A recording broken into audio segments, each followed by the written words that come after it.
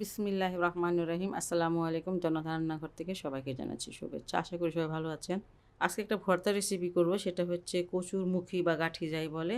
এই যে এই ধরনের কচুগুলো, এগুলোটা ভালো করে ধুয়ে পরিষ্কার করে নিয়েছি। এখানে প্রায় 350 গ্রাম হবে।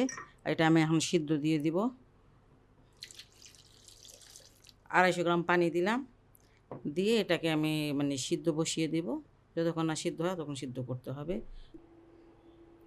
কচুগুলো সিদ্ধ হয়ে গেছে, ধরলে যে বুঝবেন একদম নরম হয়ে যায়।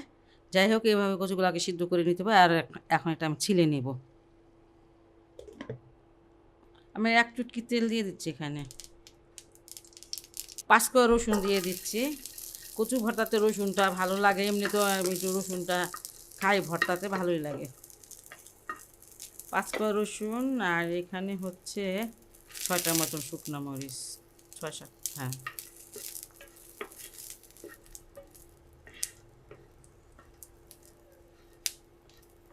মরিচগুলো ভাজা হয়ে গেছে, আর এগুলো এখন নামিয়ে নিব আমি। আর এই কচুটা দিয়ে দিব, কচুটা দিয়ে একটু ভেজে নিব।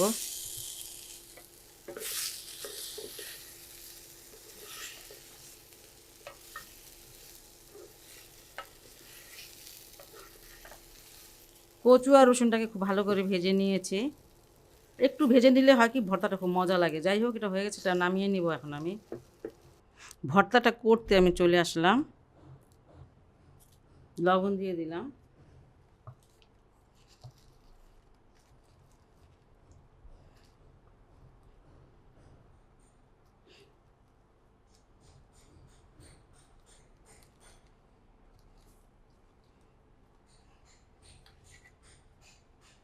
পেঁয়াজ দিয়ে দিলাম 2টা।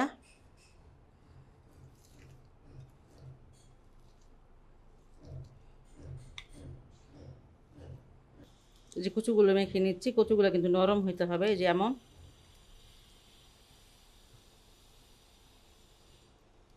একটু ভেজে নিলে আঠাটা কম লাগে।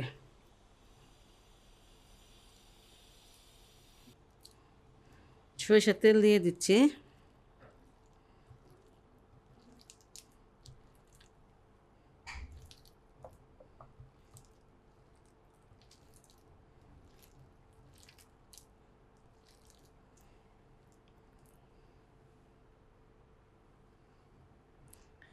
কিছুটা ধনিয়া পাতা দিয়ে দিচ্ছি, বাকি তেলটুকু ধনিয়া পাতাতে দিয়ে দিলাম।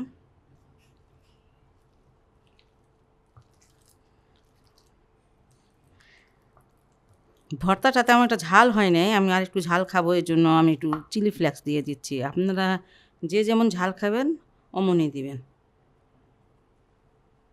এখানে আধা চামচের মতন দিয়ে দিলাম।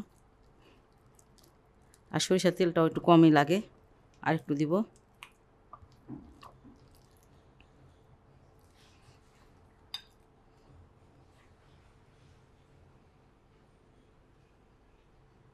মরিচটা নিজের মতন করে দিবেন। তেলটা, অনেকে তেল পছন্দ করেন, আমার ভর্তা তো খুব ভালো লাগে সরিষার তেল।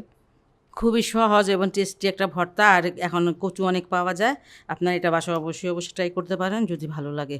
আর আমার চ্যানেলকে লাইক, কমেন্ট, সাবস্ক্রাইব করবেন। সবাই ভালো থাকুন, সুস্থ থাকুন, নিরাপদে থাকুন, এই দোয়া করি। আল্লাহ হাফেজ।